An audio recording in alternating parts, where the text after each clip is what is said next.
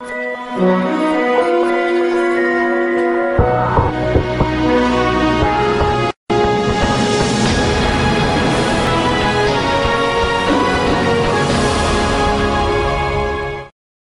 Back ناظرین. علامہ صاحب سے بہت ہی دلچسپ اور جامع گفتگو جاری ہے. جہاں سے سلسلہ ٹوٹا تھا وہیں سے شروع کرتے ہیں. جی علامہ صاحب.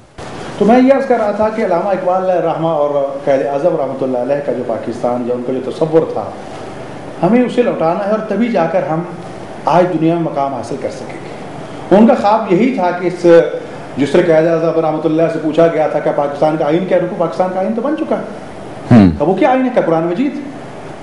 اب قرآن مجید کو جب تک ہم اپنے اوپر حاکم نہیں کریں گے اس وقت تک نہ پاکستان کا مقصد پورا ہوتا ہے اور نہ قائد اعظم رحمۃ اللہ کا خواب جو ہے وہ پورا ہوتا ہے. ہمیں اس کی طرف آنا چاہیے. ہمارا برسر اقتدار طبقہ ہو، ہماری سیاسی پارٹیاں ہوں، ہمارے معاشرے کے جو سرکردہ افراد ہیں، ہم سبھی اس بات کے ذمہ دار ہیں کہ ہم قائد اعظم کے بھی مقروض ہیں، علامہ اقبال کے بھی مقروض ہیں، اور خاص طور پر ان شہداء کے اور ان شہیدوں کے کہ جنہوں نے اپنا خون کا نذرانہ پیش کر کے ہمیں یہ وطن عزیز عطا کیا. کیا آپ یہ بھی سمجھتے ہیں کہ جو ہم سب کی ایک ذمہ داری ہے، ہم وہ ذمہ داری نبھانے کی بجائے اپنی ذمہ داری ایک دوسرے پہ ڈالنے کی کوشش کی؟ یہی کچھ تو ہو رہا ہے. بالکل ایسے ہی ہو رہا ہے کہ میں اپنے گریبان میں جھانکنے کو تیار نہیں ہوں. مجھے اپنے گریبان میں جھانکنا چاہیے. مجھے اپنی آنکھ کا ایک تنکا نظر نہیں آ رہا، شتیر نظر نہیں آ رہا. دوسروں کے تنکے دیکھ کے میں اعتراض کرتا ہوں. اور ہماری حالت وہ ہو چکی ہے کہ جس سے حضرت علی ابن ابی طالب علیہ السلام کا فرمان ہے کہ گندی مکھی کی ایک عادت ہوتی ہے کہ وہ پورے وجود کے صاف ستھرے حصے میں سے جہاں تھوڑی سی گندگی نظر آتی ہے اس کو ڈھونڈ کے وہاں بیٹھتی ہے، اس کو پورے صاف ستھرے بدن سے سروکار نہیں ہوتا. ہماری حالت یہی ہے کہ ہم ہزاروں اچھائیوں کے باوجود اس کی طرف متوجہ نہیں ہوتے. اگر کسی کام کرنے والے مخلص پاکستانی کے بارے میں کہیں ہمیں تھوڑی سی خامی نظر آ جائے اس کو اتنا اچھالتے ہیں کہ اس بیچارے کو ذلیل و رسوا کر کے رکھ دیتا ہے کہ وہ کام ہی نہ کرے. نہ کرنا چاہتے ہیں نہ کرنے دیتے ہیں. لیکن ہمیں اس کے خلاف جہاد کرنا ہوگا، عوام الناس کو جہاد کرنا ہوگا، ان شہداء کے وارثوں کو جہاد کرنا. اگر جب سارے پاکستانی شہداء کے وارث ہیں لیکن ایک خاندان کے حوالے سے، نسل کے حوالے سے کتنے گھر ایسے ہیں کہ جو آج بھی بیان کرتے ہیں کہ میری بیٹیاں وہاں لٹ گئیں، میری بیٹے شہید ہو گئے. ان کا حق اس سے کہیں زیادہ ہے. اور اس جواب کے لیے ہمیں تیار رہنا چاہیے کہ روز قیامت یہی شہداء ہم سے اس کا حساب و کتاب لیں گے. یہ کرسیوں پر اقتدار کی کرسی پر بیٹھنے والوں کو یہ سوچنا چاہیے اس کرسی کے نیچے کتنے شہداء کا خون جو ہے وہ ہم سے تقاضا کر رہا ہے کہ ہم نے جس مقصد کے لیے جان قربان کی تھی اس مقصد کو پورا کیجیے. ہمیں اجتماعی طور پر آگے بڑھنا ہے، ہمیں اپنے تعلیمی نظام میں تبدیلی لانی ہے، ہمیں اپنے معاشرتی نظام میں تبدیلی لانی ہے. جب تک معاشرہ سازی کے لیے ہم میں سے ہر فرد آگے نہیں بڑھے گا اس وقت تک ہم کامیاب نہیں ہوں گے. اچھا، آپ یہ نہیں سمجھتے کہ ہماری جو مذہبی جماعتیں ہیں جو انہوں نے پاکستان کی تعمیر و ترقی میں اور اخلاقیات کی جو تعمیر ہے، جو کردار ادا کرنا چاہیے تھا، وہ کیا ہے انہوں نے؟ نہیں، میں وہی کہتا ہوں کہ ہم سیاسی جماعتیں ہوں، مذہبی جماعتیں ہوں، دینی ادارے ہوں، ہمیں بالکل اپنا وہ حق تربیت ادا کیا ہی نہیں. اور اگر چار لوگ، وہی میں مثال پھر عرض کیے دیتا ہوں کہ ہماری حالت یہ ہو چکی ہے کہ اگر خدا نہ خواستہ یہ راوی کا بند ٹوٹ جائے، سیلاب آئے اور پانی کا رخ جو ہے وہ شہر کی طرف ہو جائے اور ہم لاہور کے چار بوڑھوں سے کہیں کہ بزرگوں اٹھو، آپ تجربہ کار ہیں، شگاف کو پر کر دو، وہ چلے تو جائیں گے لیکن ایک ٹوکری مٹی ڈالیں گے، دوسری لینے جائیں گے، پہلی بہ جائے گی. بالکل ایسا ہی سارا دن ایسا کرتے رہے، شگاف پر نہیں ہوگا. لیکن اگر ہم سبھی کہیں کہ جتنے بھی چھوٹے بڑے چلو بھی جا کے ہم نے شگاف کو پر کرنا ہے، ایک ایک مٹھی مٹی ڈالیں گے تو شگاف پر ہو جائے گا، بند مضبوط ہو جائے گا. اس وقت ہماری سوسائٹی کی حالت، معاشرے کی حالت یہ ہو چکی ہے کہ بے حیائی، فحاشی اور یعنی بے حیائی کا بند ٹوٹ چکا ہے. اس نے ہمارے گھروں کو رخ کر لیا ہے اور ہم یہ سوچتے ہیں کہ چار مولوی، چار سیاسی، چار فلاں فرد جو ہم اٹھیں گے اور جا کر اس کا سدباب کر لیں گے. نہیں، اس وقت ہماری صورتحال یہ ہو چکی ہے کہ بچہ عورت مرد سبھی مل کر اس سیلاب کو روکے اور اس بند کے سامنے اتفاق و اتحاد کی ضرورت ہے. اتفاق و اتحاد کے ذریعے کے سامنے بند باندھے، تب جا کر ہم اپنی نسلوں کو بچا سکیں گے، اپنے آپ کو بچا سکیں گے، اس وطن عزیز کو بچا سکیں گے. اچھا، ایک اور یہاں پہ سوال پیدا ہوتا ہے کہ جو فرقہ پرستی پاکستان میں جو ہے، کیا اس نے بہت زیادہ جنونیت کی حد تک پاکستان کو نقصان نہیں پہنچایا؟ شمسی صاحب، صرف فرقہ واریت دو قسم کی پاکستان میں پائی جا رہی ہے.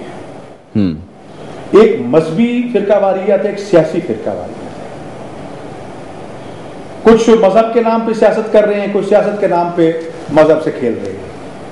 میں سمجھتا ہوں، پھر میں اپنی اسی بات پہ کہہ ہوں کہ اس میں سیاسی جماعتیں بھی انوالو ہیں اور مذہبی جماعتیں بھی انوالو ہیں. اس میں جب تک سیاسی فرقہ واریت کو بھی ایک سمت نہیں دی جائے گی اور وہ قومی مفاد کو مقدم رکھے. یعنی ڈائریکشن کی ضرورت ہے. ڈائریکشن کی ضرورت ہے. اس وقت تک مذہبی قیادت بھی کچھ نہیں کر سکتی, سیاسی قیادت بھی کچھ نہیں کر سکتی. ہمارا قبلہ جو ہے وہ خانہ کعبہ ہے, ہمارا قبلہ مکہ مکرمہ ہے, ہمارا کعبہ مدینہ منورہ ہے, ہمارا کعبہ کربلا اور نجف اشرف ہے. ہمیں اس کی طرف رخ کرنا چاہیے کہ ہمیں وہاں سے کیا پیغام ملتا ہے. افسوس کہ مذہبی جماعتیں ہوں یا سیاسی جماعتیں ہوں, انہوں نے اپنا قبلہ تبدیل کر لیا ہے, وہ واشنگٹن ہے یا وہ لندن ہے. جب ہمارا رخ یہ رہے گا تو ہم ذلت اور رسوائی کے سوا اور ہمیں کچھ بھی نہیں ملے گا. اس لیے کہ خدا نے یہ کہا ہے کہ ان اللہ لا یغیر ما بقوم حتی یغیر ما بانفسہم, جب تک کوئی قوم اپنے آپ کو خود تبدیل نہیں کرے گی اس وقت تک کوئی ان کو نہیں بدل سکتا. ہمیں من حیث الپاکستانی قوم پہلے بننا ہے. افسوس یہ کہ آج تک ہم قوم نہیں بن سکے.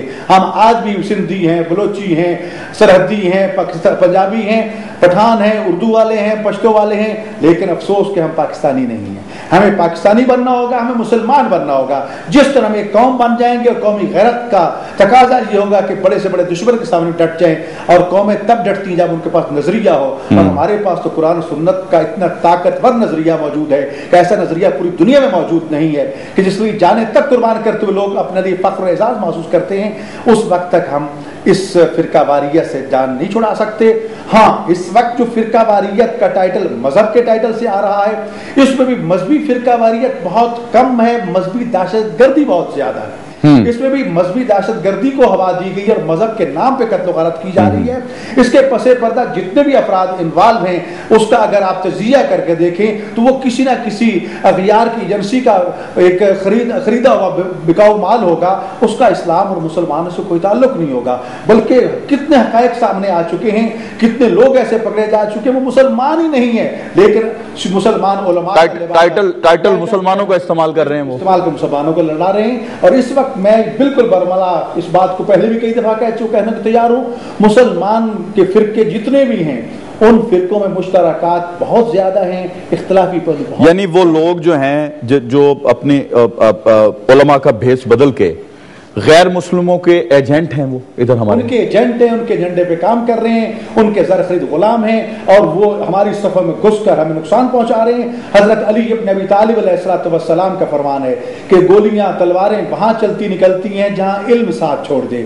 یہ جتنے بھی جہلا ہیں, ان جہلا کو جب علماء کا لبادہ پہنا کے آپ مسلمانوں کو علماء میں داخل کر دیں گے, ان سے توقع رکھیں کہ وہ علم کی بات کریں گے, نہیں, انہوں نے فرقہ واریت کی بات کرنی ہے. ان کی دکان تب چل سکتی ہے, کوئی ایک دوسرے کو کافر کہیں گے تب, وگرنہ کوئی پڑھا لکھا عالم مسلمان کسی بھی مسئلہ کو ہو وہ فوری طور پر یہ جرأت نہیں کرتا کسی کو کافر کہے یا کسی کو یہ کہے کہ خون ناک جا کے بہا دو. وہ بھی یہی چاہے گا کہ مسلمانوں کا خون جو ہے وہ خانہ کعبہ کی طرح باحرمت ہے, اس کا احترام واجب ہے. لہذا ہمیں پھر بھی اس وقت ہمیں ضرورت ہے, اس میں یونیورسٹیاں, اس میں دانشگاہیں, اس میں کالج, دینی مدارس, مساجد, امام بارگاہیں, اور جتنا بھی دانشور طبقہ ہے اس کا یہ اولین فرض بنتا ہے کہ ہم لوگوں میں جو مشترکات پائے جاتے ہیں اس کی طرف موڑیں. جو اختلافی پہلو بہت کم ہم میں موجود ہیں ان کو دبانے کی کوشش کریں, یا اس کا حل اتنے آسان انداز میں پیش کریں جو قرآن نے ہمیں کہا ہے وجادلہم باللتی ہی احسن.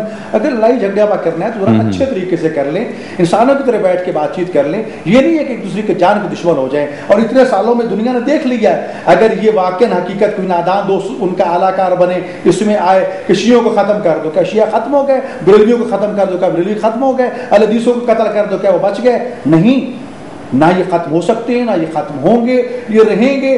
ہمیں مل کر ایک دوسرے کو برداشت کرتے ہوئے ہمیں قوت برداشت پیدا کرنا چاہیے, اور اس طرح ہاتھوں میں ہاتھ, یعنی اختلافات بہت کم ہیں, ان کو دبا دیا جائے اور جو مشترکات ہیں ان پہ عمل پیرا ہوا جائے. ہونا چاہیے, برداشت. اچھا, یہ علامہ صاحب آج جو بھی اٹھتا ہے انقلاب کی بات کرتا ہے, آپ کیا سمجھتے ہیں کہ کیسا انقلاب ہوگا جو اس قوم کو ایک ڈائریکشن اس کی متعین کرے گا؟ دیکھیں, اس وقت انقلاب کے جو بھی لوگ باتیں کر رہے ہیں, سب سے پہلے تو ہمیں یہ سوچنا چاہیے کہ کیا انہوں نے اپنی زندگی میں کوئی انقلاب برپا کیا ہے, اپنے وجود میں کوئی تبدیلی آئی ان کی, یا وہ خود بھی ابھی قابل اصلاح ہیں. جب ہمارے لیڈران کا رویہ اور ان کا کردار کوئی مثالی کردار نہیں ہے, وہ ایک غلامانہ زندگی بسر کر رہے ہیں, وہ کبھی یورپ کو سجدہ کرتے ہیں, کبھی امریکہ کو سجدہ کرتے ہیں, تو ہم کیسے توقع رکھیں گے وہ کیسا انقلاب لائے گے؟ انقلاب تب آئے گا کہ آپ تمام باطل نظاموں کو کچل کے ایک دفعہ جان مال کی پرواہ کیے بغیر خدا اور رسول کے قانون کی حاکمیت کے لیے آگے بڑھیں اور اس کو نافذ کر کے دکھائیں. ساری دنیا مخالف ہوتی تو ہو جائے, اس لیے کہ اگر اللہ کو راضی کر لیا ہے ساری دنیا مخالف ہو جائے کوئی فرق نہیں پڑتا, لیکن اگر اللہ کو تم نے ناراض کر لیا, ساری دنیا کو راضی کر لیا, تم دنیا میں ذلیل ہو گئے, آخرت میں ذلیل ہو گئے. اور پھر خاص طور پر کاش ہم کیسے مسلمان ہیں. قرآن مجید تو واضح طور پر یہ کہہ رہا ہے کہ خبردار یہودی اور عیسائی کبھی بھی تم سے راضی نہیں ہوں. بالکل بالکل. لن ترضى عنك اليهود والنصارى حتى تتبع ملتهم. قرآن یہ کہہ رہا ہے کہ یہ کبھی بھی تم سے راضی نہیں ہوں گے جہاں تک کہ تم اپنے دین مذہب کو چھوڑ کے ان کی ملت میں چلے جاؤ, پھر بھی چانس یہی ہے کہ آپ پہ اعتبار نہیں کریں گے. اور آج ہم دیکھ رہے ہیں وطن عزیز میں یہ استعماری طاقتیں اور مزید کرو جی ڈو مور والی باتیں چلی آ رہی ہیں, اس لیے چلی آ رہی ہیں کہ یہ تو ایک کام کرو پھر دوسرا پھر تیسرا. کاش کہ ہم ایک انکار کر کے خدا کو حاکم مان لیتے, خدا کی عظمت و کبریائی کو تسلیم کر لیتے, اور اللہ اکبر جو خدا کی عظمت و کبریائی کی اذانیں ہم دیتے ان کو اس آواز کو دل کی گہرائیوں سے اٹھاتے, صرف زبان کی نوک سے بلند نہ ہوتی تو آج کسی کی جرأت تھی کہ وہ ہمارے منہ کر کے ایسی بات کرتا. اس وقت جو ہمارے ملک میں کھیل کھیلا جا رہا ہے امریکہ کی طرف سے, ایک امریکی آتا ہے اور ہمارے حکمرانوں کو کیا کچھ کہہ کے چلا جاتا ہے اور ہم یہ سر کر کے ان کے کہنے سے بھی زیادہ آگے بڑھ جاتے ہیں اور اپنے غلامی کا ایک ثبوت مہیا کرنے کے لیے ان کی خواہشیں بھی آگے چلے جاتی ہیں. کیا ایسی قومیں انقلاب لا سکتی ہیں؟ نہیں, ابھی ہم انقلاب سے بہت دور ہیں.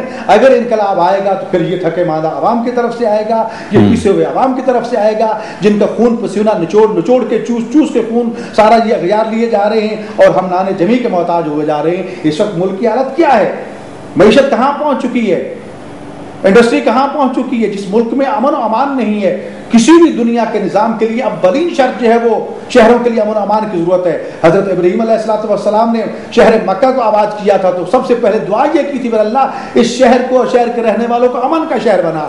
امن ہوگا تجارت ہوگی, امن ہوگا انڈسٹری چلے گی, امن ہوگا تعلیم و تعلم کے چلے گا. جہاں انسان کی زندگی کا عالم یہ ہو کہ گھر سے باہر نکلے اور سمجھے کہ پتنی واپس بھی آؤں گا یا نہیں آؤں گا, یہ کس کی ذمہ داری ہے؟ اولین ذمہ داری حکومتوں کی ہے. حکومتوں سے ٹیکس لیتے ہیں عوام سے, ٹیکس اس لیے لیا جاتا ہے تاکہ ان کو تحفظ فراہم کیا جائے. حالت اس وقت یہ ہے کہ ہمارے حکمرانوں کی اپنی جانیں محفوظ نہیں ہیں, وہ اپنے لیے پرگاڑیاں ڈھونڈتے پھر رہے ہیں, عوام کا کوئی کیا پرسان حال ہوگا.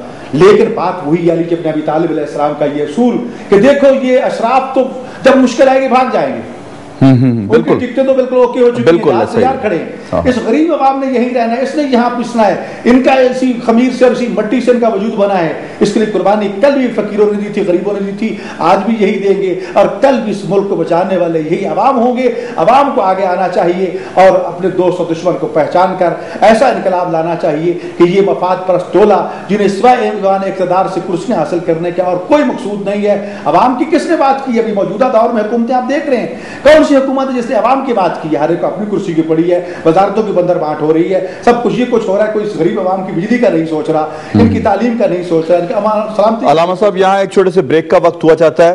ناظرین ایک چھوٹا سا بریک لیتے ہیں, ابھی واپس آتے ہیں, ہمارے ساتھ رہیے گا.